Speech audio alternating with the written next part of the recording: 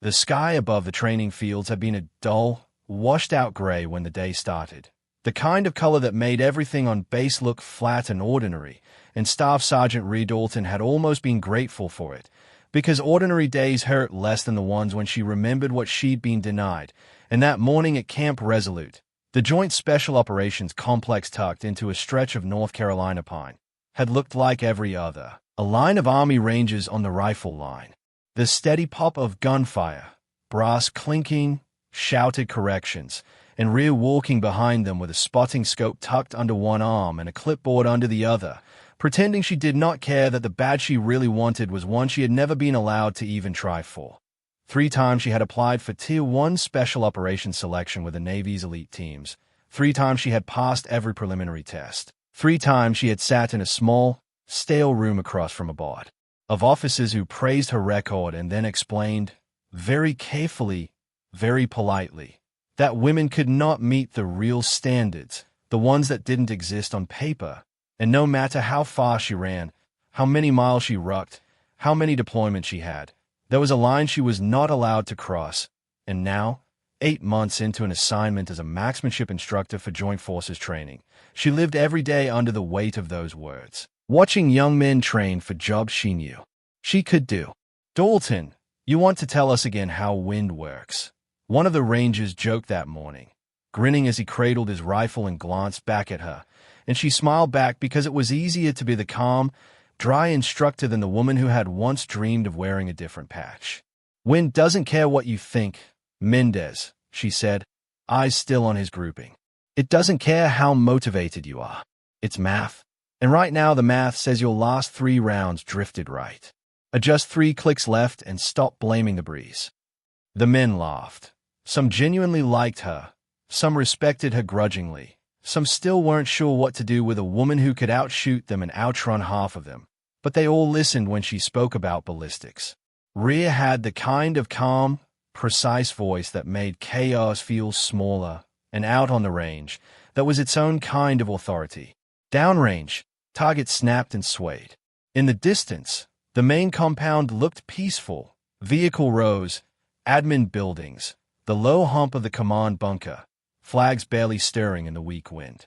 A few birds wheeled over the tree line. The base loudspeakers were silent. If you squinted, it could have been any training day anywhere. Then the first burst of automatic fire rolled across the complex. At first it was only sound, sharp, angry, wrong. Rhea froze with the spotting scope halfway to her eye as the distant rattle carried on longer than any accidental discharge should have. Another burst followed, overlapping with a scream of brakes and a crash that sounded like metal twisting into metal. One of the younger Rangers started to laugh, assuming it was part of some surprise drill, but Rhea's stomach clenched. Real firefights had a different rhythm. You carried them in your bones after a while. The base sirens woke up all at once, their wail shredding the quiet air. A recorded voice cut in. "All personnel, this is not an exercise. Secure shelter immediately. Repeat, this is not an exercise." The range went dead silent. Dozens of faces turned toward her all at once. "What do we do, Sergeant?" Rhea didn't hesitate. "Weapons on safe. Off the line. Stay low," she snapped. "Get behind the BAM. Eyes on that tree line until we know what's happening. No heroics."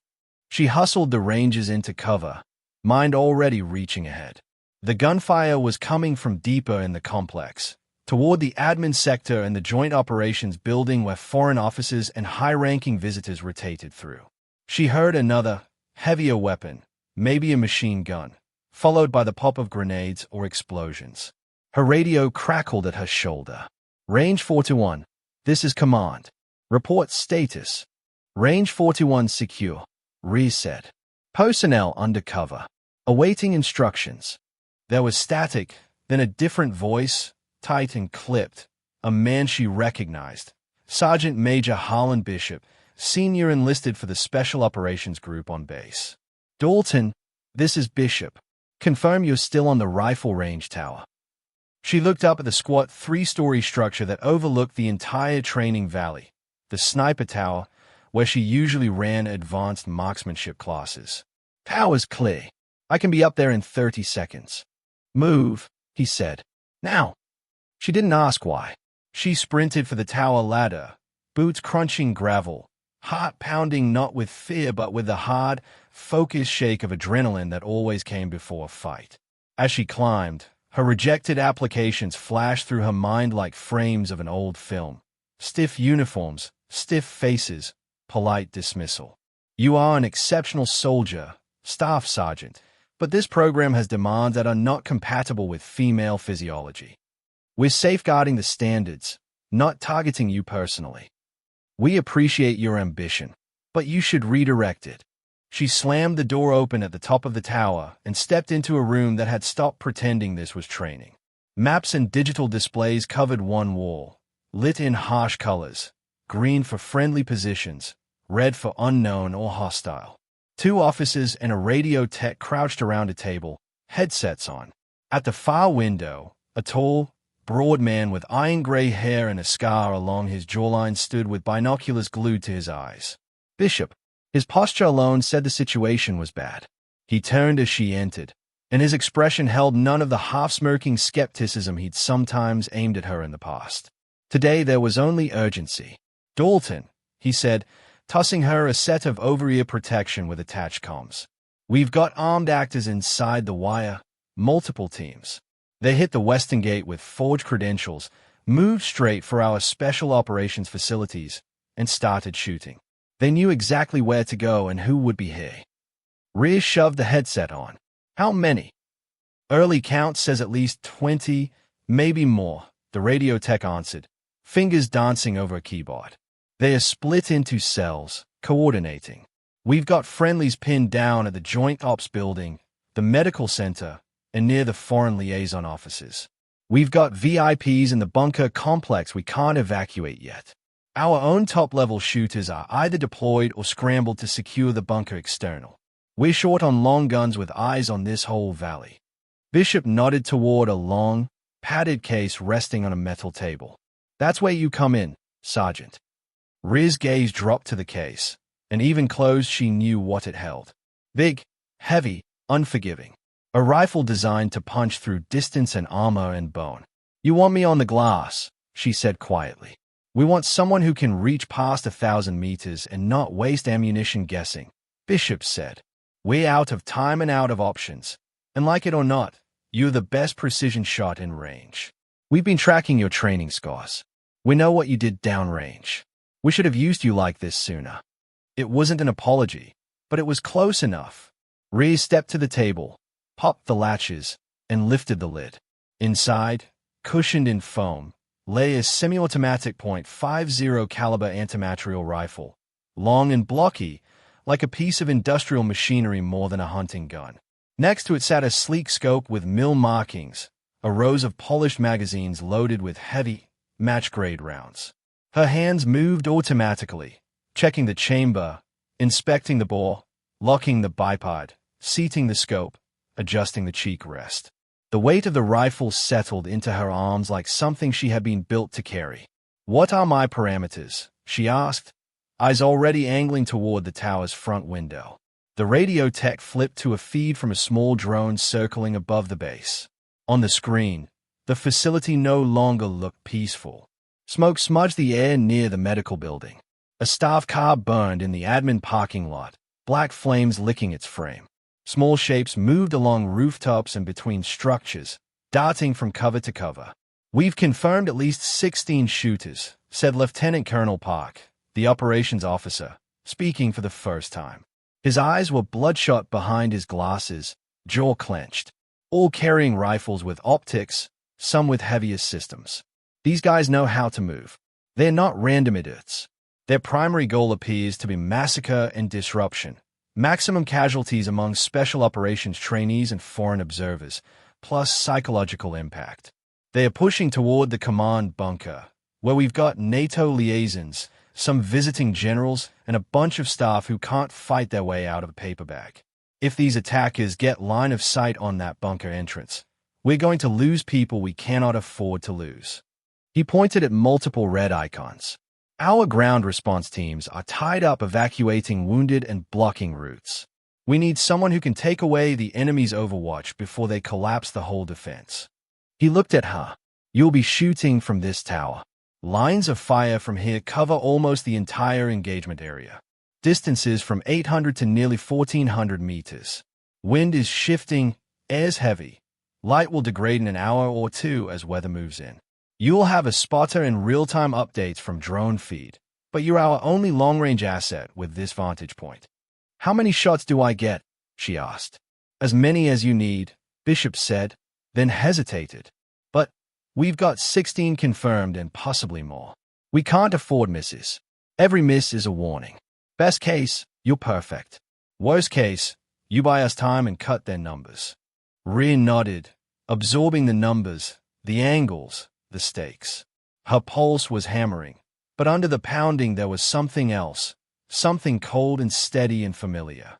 The feeling she used to get on ridgelines in Afghanistan, when her platoon had huddled behind broken rocks while she lay alone with her sniper rifle, watching shapes on distant hillsides and waiting for the exact second when wind, distance, and movement aligned. "Who's my spotter?" she asked. A lean, quiet master sergeant stepped forward, already fitting his own headset. "Keller, I know this range like my own backyard. I'll call wind, distance, and target movement. You just need to do the magic." Rhea almost smiled. Nothing magic, just physics. She dragged a sandbag over to the front window ledge, lay prone behind it, and settled the huge rifle on its bipod. Through the high magnification scope, the chaos of the base snapped into sharp detail. The admin building's brickwork showed every crack and stain. The broken windows of the medical clinic shimmered with smoke. She could see individual figures now, some in base uniforms, some in mismatched gear with scarves and masks, carrying dark rifles, moving with the clipped, practiced efficiency of trained fighters. "Feeds up," Keller said, kneeling beside her with a spotting scope of his own and a tablet balanced on his knee. "Drones painting hostiles in red. We'll cross-check visual with your optic. Target 1, rooftop, admin building, bearing 072, range 883 meters. Wind from your right at 9 miles per hour, gusting to 10. Rhea found the rooftop, sliding the crosshairs across vents and chimneys until they settled on a figure crouched beside a low wall, rifle braced on the parapet, aiming down toward the courtyard where people scrambled for cover. He was calm, almost leisurely, firing measured shots. An Overwatch shooter, picking off desperate souls. For a moment she saw, superimposed over this man, the blank face of one of the officers who had told her no. She pushed the image away. Emotion could ride along with her shot, but it couldn't guide it. If she wanted to prove them wrong, she had to do what she always did. The job, as clean as possible. "Hold," she murmured, letting her breathing slow. Elevation 8.5. 2 clicks right for wind. Keller's voice was quiet. "You're good." His stationary. "Take it when you like." She let the crosshairs settle not on the man's head, where any flinch might spoil the hit, but center mass, just above his sternum. The world narrowed to the tiny circle of glass in front of her eye. 883 meters of shifting air lay between her and the target, but it felt like she could reach out and tap him on the shoulder. She exhaled halfway, held, squeezed. The big rifle bucked against her shoulder, a deep, hard push. Through the scope, after the recoil, she saw the man jerk as if yanked by an invisible rope, then collapse, rifle sliding from his hands, body rolling out of sight. "Target 1 down," Keller said. He didn't shout or cheer, just lobbed the fact. On the drone feed, one red icon winked out. Somewhere, someone's life had just been spared. It was enough. "Target 2, Keller said, already moving on. Second-story window, medical building, bearing 064. Range 1,109 meters. His firing into the ambulance bay. Rhea slid the rifle, scope pivoting.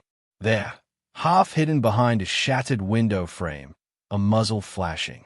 She saw a medic pinned behind an overturned gurney, canvas flapping, legs exposed.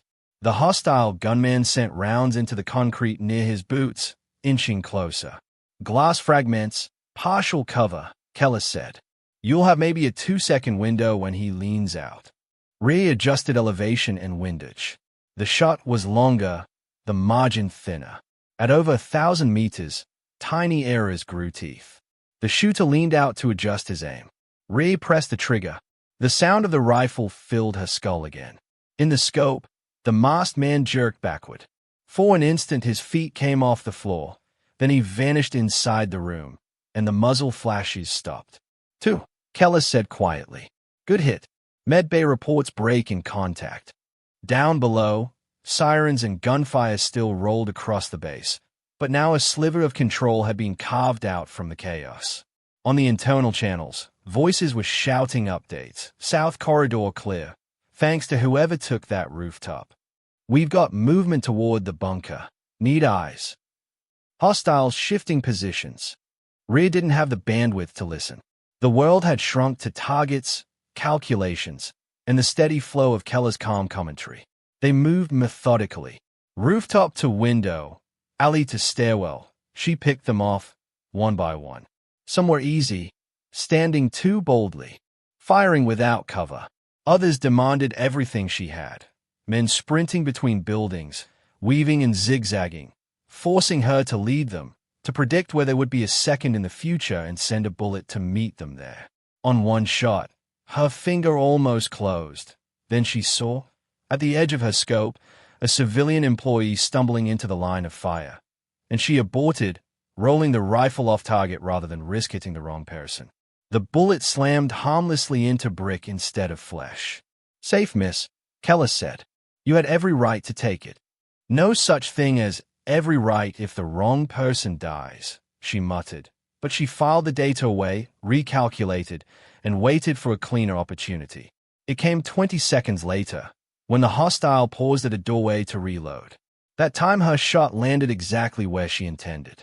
A gust of wind swept across the tower, rattling the glass. Rhea adjusted, listening not only to Keller's numbers but to the breath of the air itself as it moved over the open training fields. Her muscles started to protest. The big rifle's recoil pounded her shoulder and cheekbone again and again, leaving a dull ache, but she shoved the discomfort aside. Pain could wait. Lies could not. Half an hour in, sweat cooled on her spine despite the physical effort.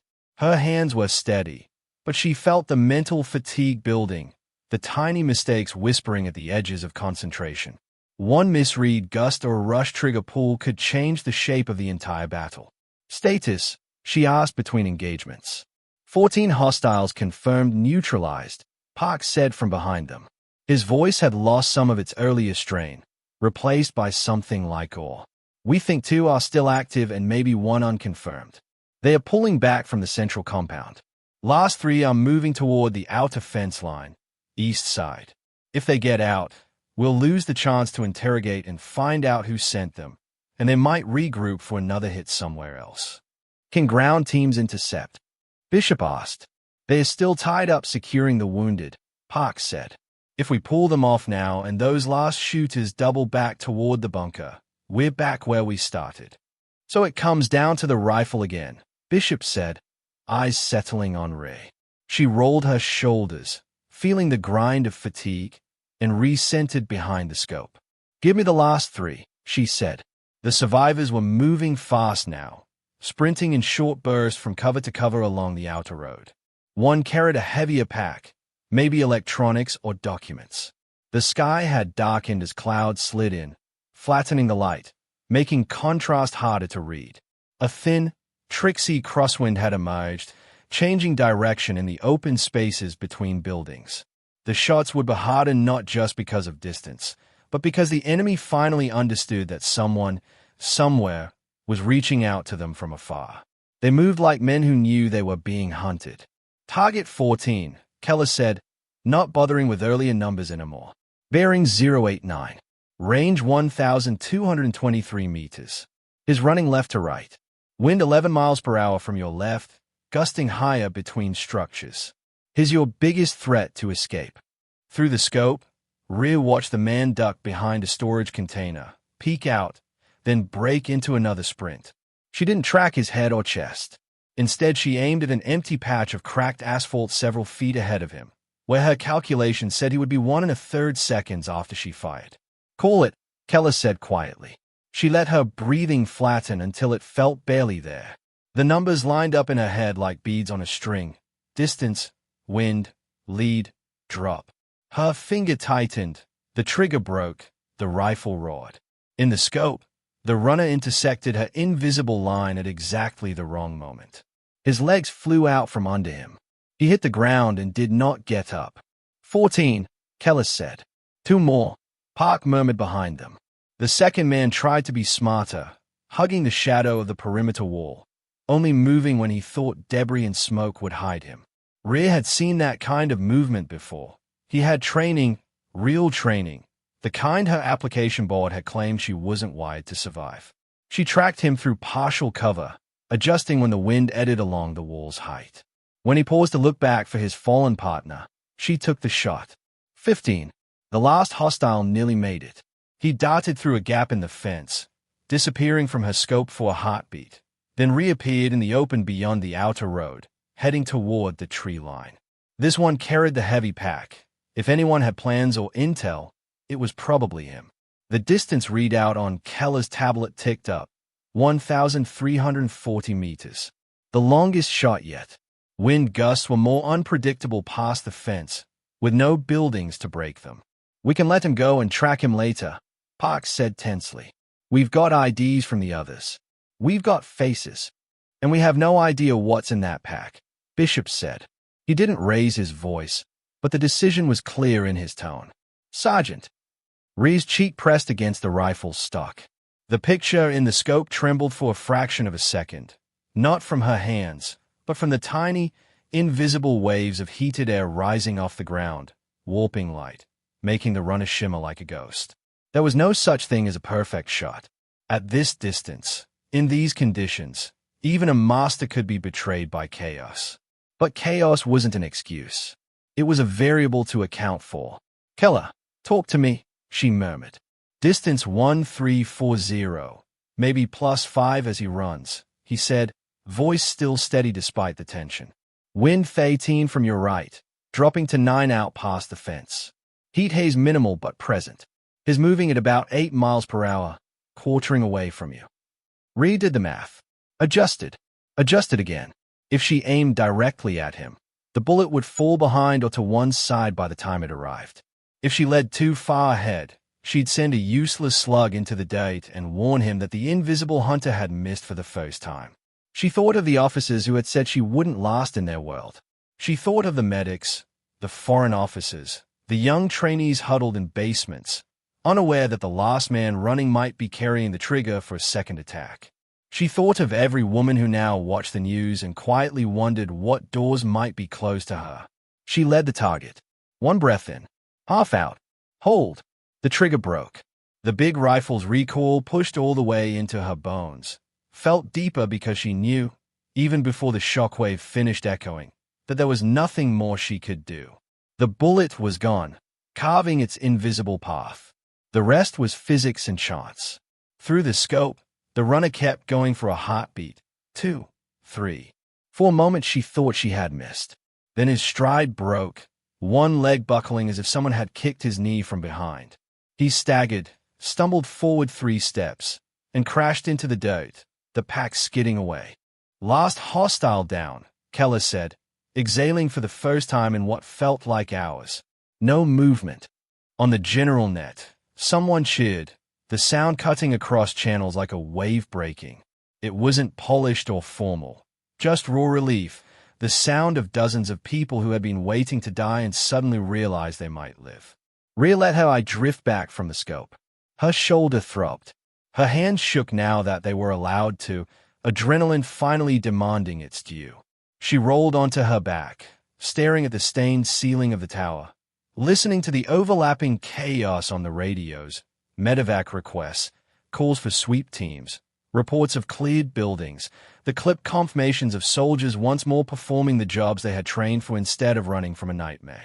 Bishop leaned over her, his lined face unreadable for a moment. Then he held out a hand to help her sit up. Nicely done, Staff Sergeant, he said quietly. Drone confirms 16 neutralized, no blue on blue, no civilian casualties from your fire. You took away their teeth.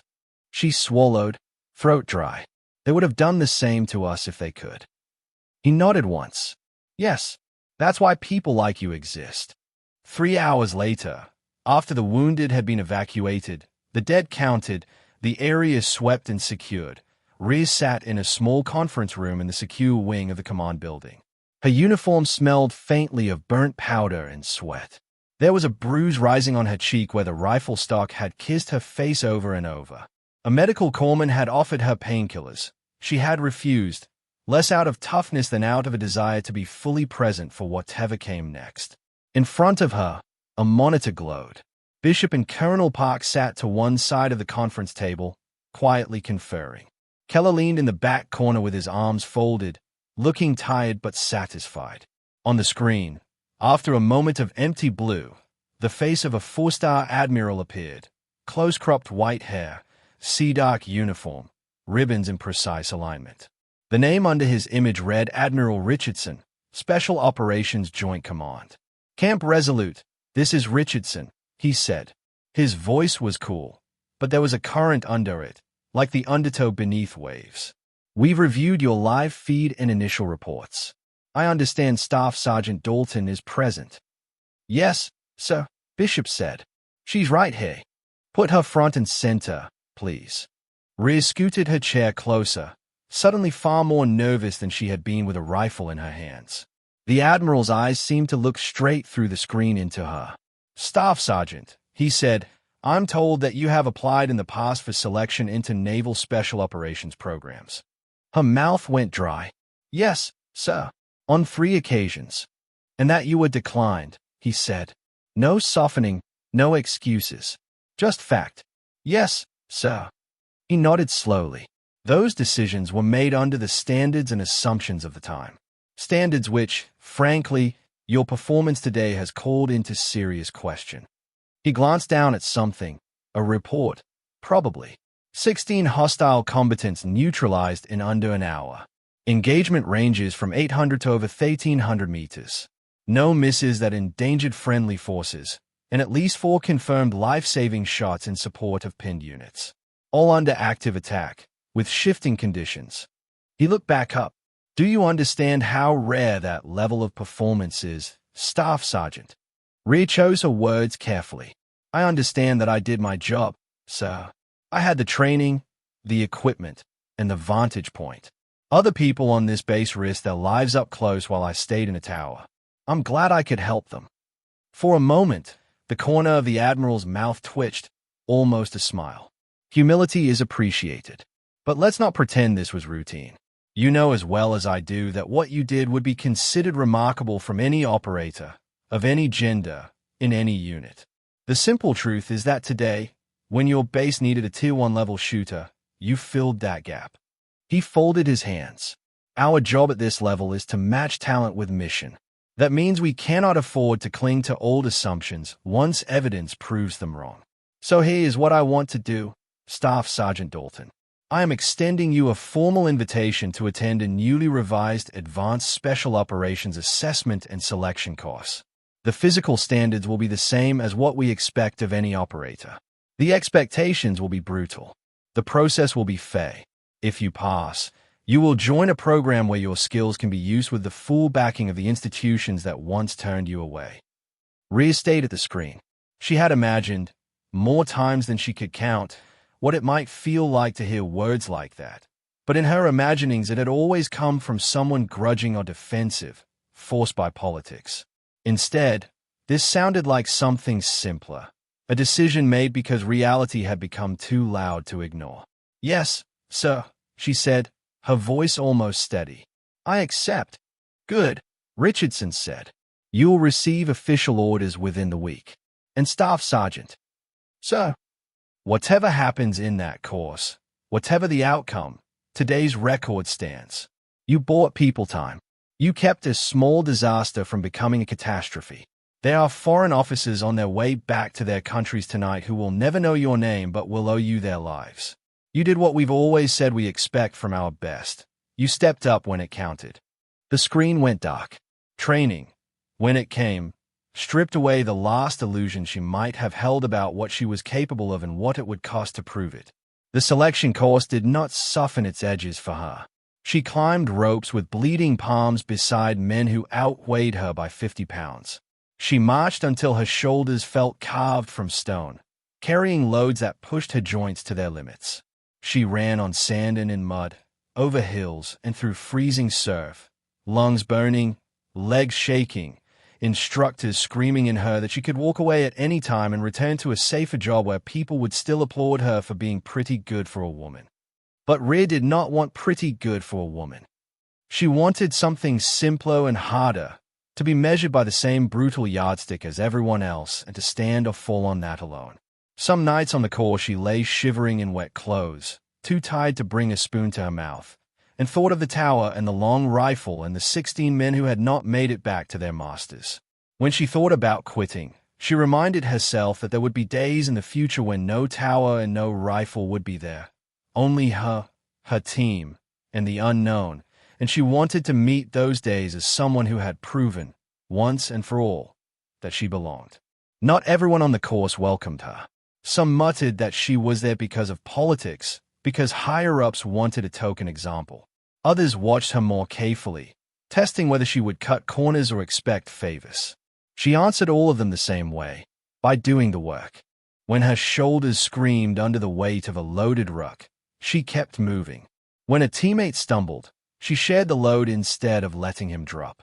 When instructors barked impossible tasks, build a raft from scrap in a freezing river, navigate through thick woods with no moonlight, carry a wounded casualty up a hill whose top never seemed to come, she focused on the next step, and the next, until the whole distance behind her was a blur and the only thing that still made sense was the fact that she was still moving. There were setbacks. During a timed obstacle course, she slipped on a slick bar and slammed into the mud, losing precious seconds and wind. An instructor blew his whistle, ready to record her failure. Instead, she clawed her way back up, chest heaving, and completed the rest of the obstacles faster than anyone else in her rotation. Her overall time barely squeaked under the cutoff, but it did, and that was enough. On a live-fire stress chute designed to simulate jungle conditions, her rifle jammed in the middle of a movement drill. Most candidates would have lost points, flailed, or frozen. Rhea rolled into cover, cleared the stoppage with practiced hands, and finished the course with enough accurate hits to still land in the top third. The cadre noted it, not just the scores, but the refusal to mentally break. Weeks blurred into months. Bodies dropped from the roster as candidates self-selected out, injured, or simply ran out of whatever inner fuel kept them going. At the end, fewer than a third of those who had started the selection stood on the gravel as dawn streaked the eastern sky with pink and gold. Rhea stood among them, uniform hanging off her thinner frame, face hollowed by effort and lack of sleep, eyes still sharp. She did not know if she had done enough. The course had been designed to make you doubt everything. The program commander walked down the line, reading names from a clipboard. When he stopped in front of her, his expression gave nothing away. "Dalton," he said. "Step forward." Her boots crunched over the gravel. Against the advice of some, and with the full support of others, the panel has reviewed your performance, he said. On paper and under stress, you met or exceeded the standards required of this course. You did so without demanding exceptions. You carried your weight and, at times, the weight of others. You have earned the right to wear this. He held out a small insignia, simple metal, nothing like the ornate trophies civilians imagined when they thought of elite warriors. Just a symbol, a shape that said the person wearing it had stepped through fire and come out the other side. Rhea extended a hand, but he didn't place it in her palm. Instead, he reached up and pinned it above her heart himself. His fingers were steady. "There will be people who say today's decision is about politics," he said quietly, low enough that only she could hear. "Let them talk. The people who were on your base during the attack will know the truth. The ones who watched you here will know it too. That's what matters." He stepped back. "Welcome to the team, Operator Dalton."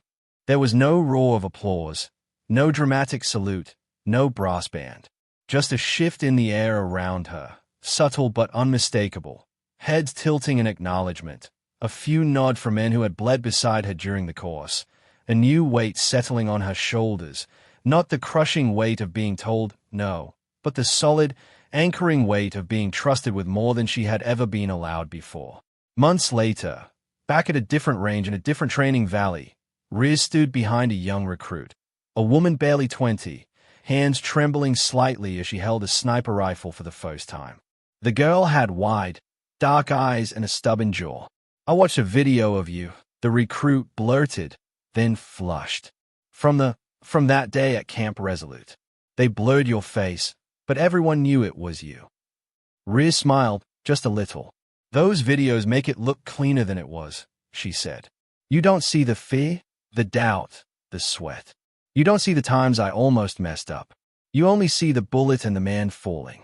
The recruit nodded, biting her lip. "Still, it mattered. My dad used to say women didn't belong in jobs like this." Then he saw that clip. "He doesn't say that anymore." "Good," Rhea said. She adjusted the girl's grip, nudging her elbow. "Now, forget about me. Forget about videos and arguments and proving anything to anybody. The only thing that matters when you're behind this rifle is that you do the math right and you remember there are real lives at both ends of the barrel. You owe it to them to be as good as you can be, not to win a debate, but because those lives are worth it." The girl swallowed and nodded again. "Yes." As the recruit took her first shot, the familiar echo rolled out across the valley. Rhea looked up at the sky, today a bright, open blue, and thought of concrete berries and invisible ones, of walls built from steel and walls built from sentences uttered in quiet rooms. Both kinds had been standing the day the sirens wailed at Camp Resolute. Both had cracked when a woman in a tower refused to let fear or prejudice dictate what she could do. The story of that day had already been folded into training briefs and case studies. Analysts picked apart her decisions. Ballistics experts argued about the limits of what a rifle and a human could do together. Policy writers used her name as an example when they reworked selection standards to focus on actual performance rather than predictions based on body type. None of that changed the simple truth that had carried Rhea through every line of fire and every mile of muddy marching. When the moment came, the bullet did not care who sent it. Only the work behind it mattered.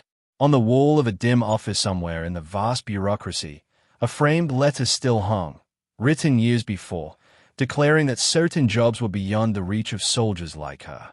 No one bothered to take it down. Documents like that no longer held the power they once had. They were relics, proof that even official words could be wrong. Out on the range, another shot rang out. The recruit's round hit closer to center this time. She grinned over her shoulder, seeking Rhea's approval. "Better," Rhea said. Again, the day rolled on. Somewhere far away, walls were still standing that would need to be broken by someone else's steady hands, someone else's quiet courage. But hey, at least, the path had been widened. Not by speeches, not by petitions, but by the hard, unarguable line of a rifle's logbook and the echo of shots fired in defense of people who might never know whose eye had been behind the scope. Rhea adjusted her cap against the sun, feeling the small, cool weight of her insignia against her chest, and smiled to herself, not in triumph, but in the steady, private satisfaction of a craftsman who had finally been allowed to do the work she was built for. The rest, the stories, the debates, the headlines, would rise and fall like wind across the range, noisy for a moment, then gone.